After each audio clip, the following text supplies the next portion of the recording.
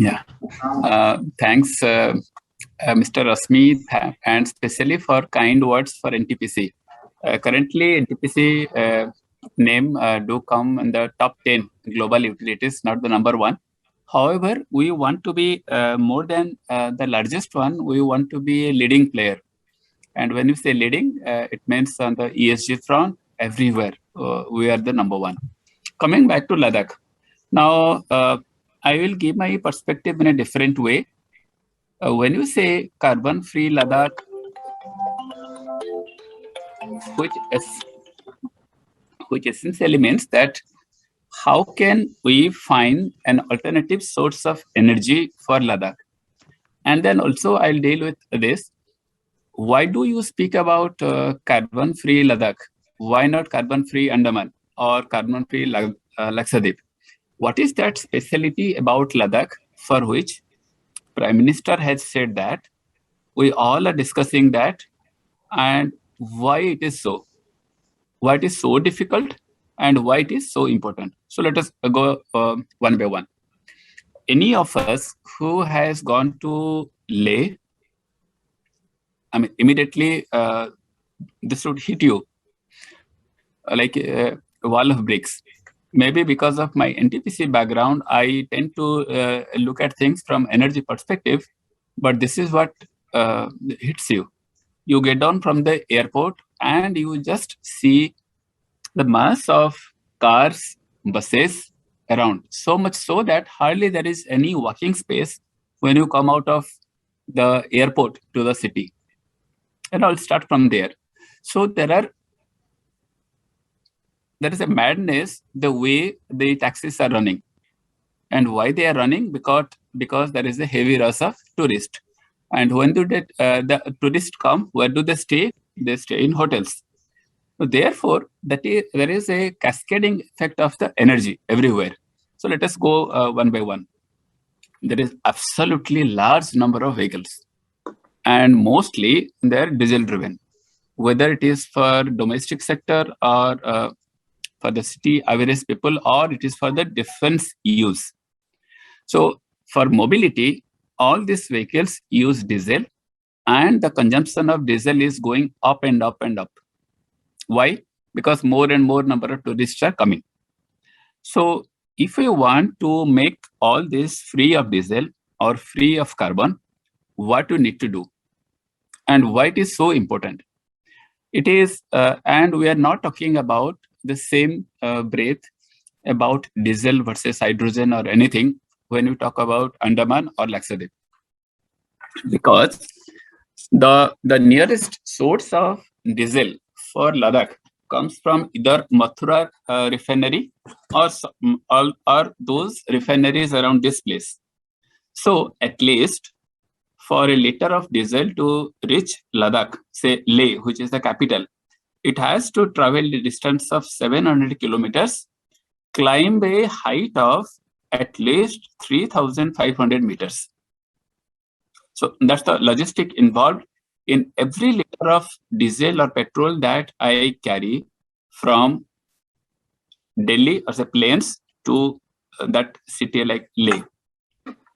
I'm spending so much, and what I am getting.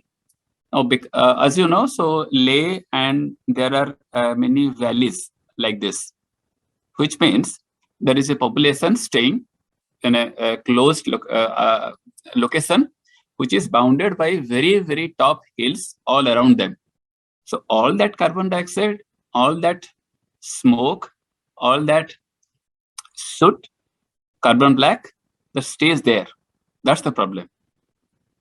Now, if I want to deal with this, so first I have to find out how all these vehicles can run, either through electric means or through hydrogen. I do not have any other way.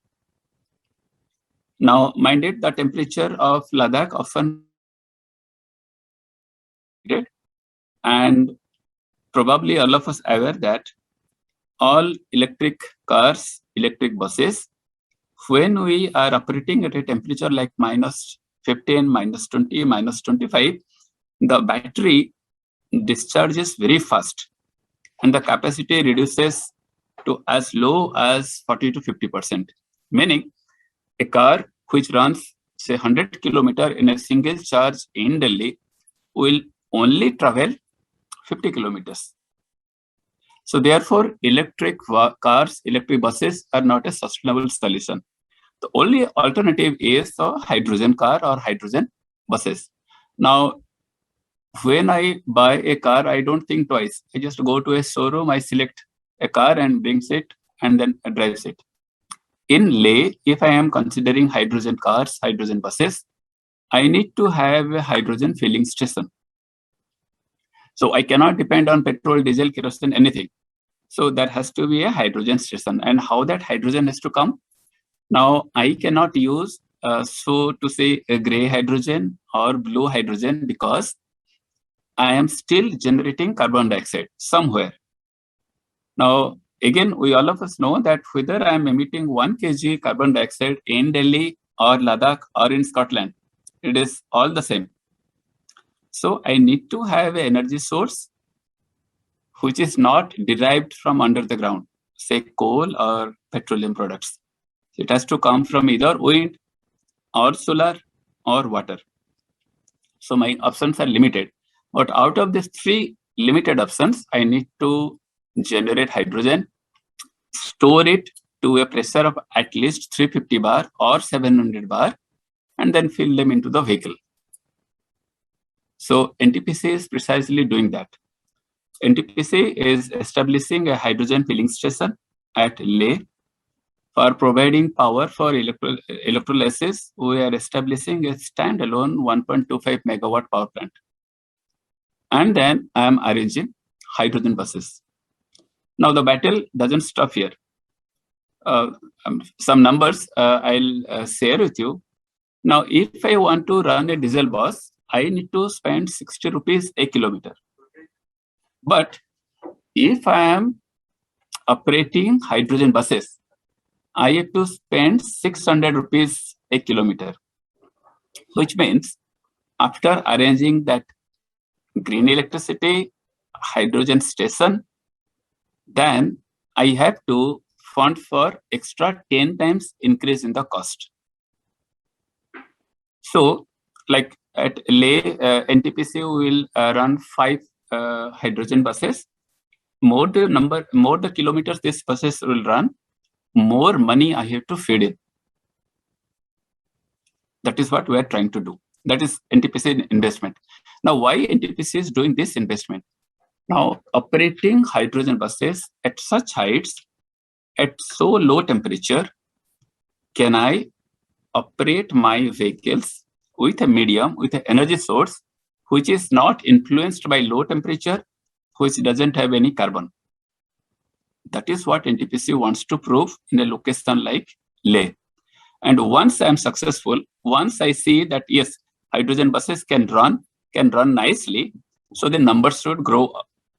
And once the number grow up, then from civilian to defense, and there are almost 1 lakh trucks flying every day. Just imagine the kind of logistic involved in feeding diesel for this 1 lakh vehicles. And we want to convert that to hydrogen. And when we operate at that scale, and when we say we, it doesn't mean NTPC. Anybody can run them. And once we operate at that level, the cost of green hydrogen, the cost of hydrogen buses, the cost of that special infrastructure, that will come down. Till such time, somebody has to invest in making these things run. So that is what NTPC is doing. Then comes the cooking part. Now, few speakers before me, they touched on the kind of induction cooker and things like that.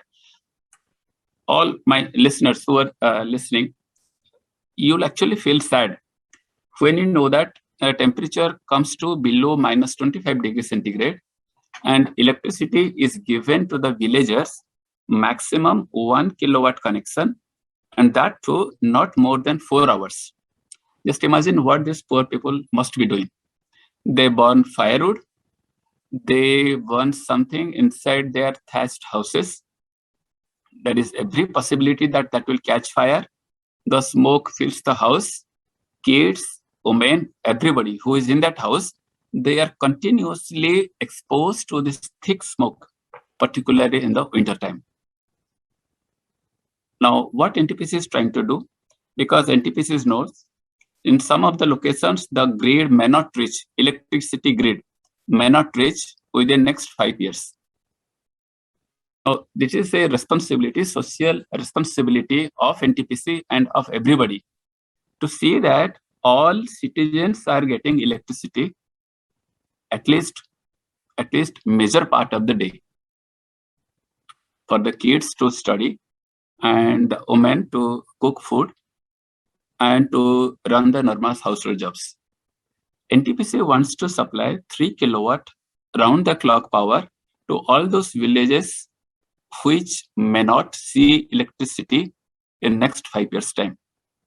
And right now, what I am doing, again, I am using DG sets. I am supplying power from DG sets, and you'll be surprised, the cost of electricity comes to around 40 rupees a unit. So I stay in Delhi. So I am paying power at a rate of say 7 to 8 rupees a unit. And there it is 40 rupees. Of course, the villagers cannot pay per unit 40 rupees. So somebody has to pay that. So Ladakh government is doing that.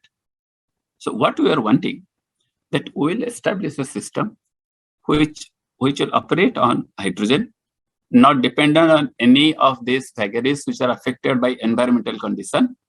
Yet the villages, they get electricity.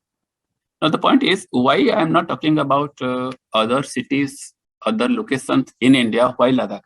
Because first of all, at that height, all surrounded by very thick mountains, electricity cannot reach. And whatever skeletal infrastructure I have, I cannot supply today more than 50 to 60 megawatt of power. And that too only for Leh, city like Leh, not all.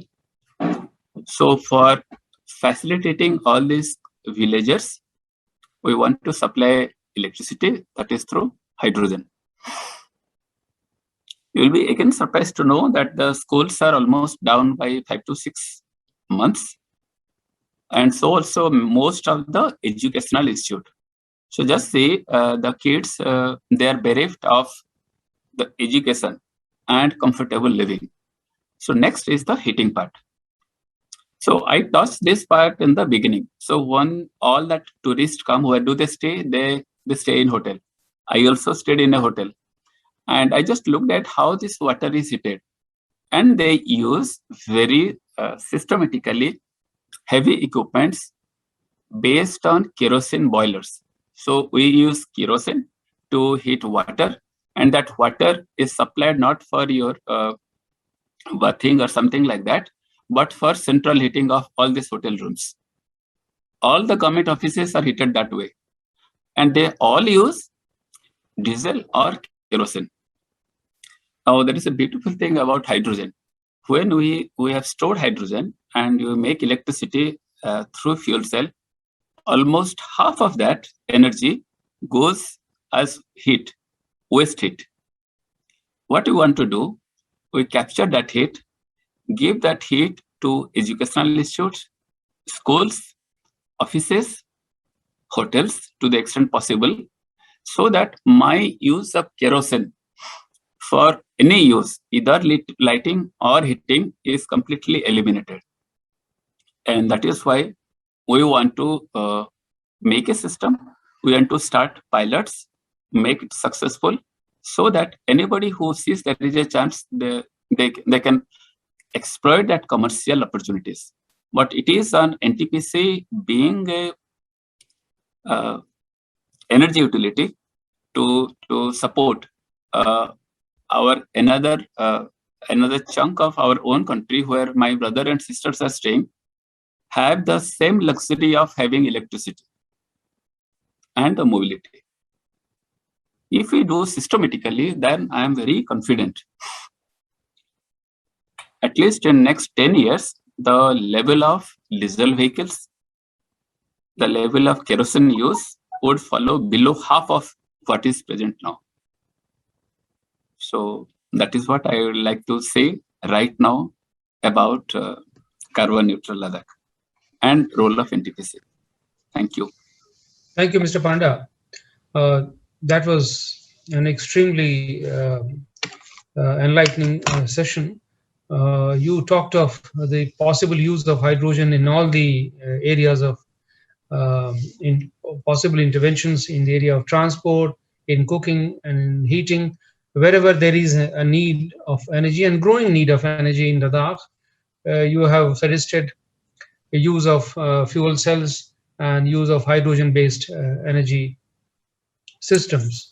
Of course, this makes tremendous sense, but there are other speakers before you who have spoken of storage, batteries, and those are the other possible solutions in terms of transition. Where is this emphasis we should place currently on in a short term or in a long term strategy? Should we place the emphasis on the energy storage, or should we straight away go for fuel cell based technology for all kinds of possible applications in different areas of energy generation, cooking, heating, transport, everywhere? It makes good sense if the entire economy is based on hydrogen. It brings scale, economies of scale, it brings efficiency. But one thing which is not certain, and maybe towards the end we will talk about it, what is the economics of all this? How does it play out in terms of how does it compare with the current costs of storage of energy or producing energy from renewables? Does the fuel cell technology, is it possible to, even if it succeeds on a pilot basis, can it succeed on scale? Can you do it on scale? You talked of the hydrogen-based vehicles, and the number of vehicles is going to multiply in future. So this is, if the economics works, there is a possibility of the models which ESL has employed in other equipment. It can be done here as well. So it will be interesting to hear your views on how the economics and the costing of the energy in this sector is going to play out.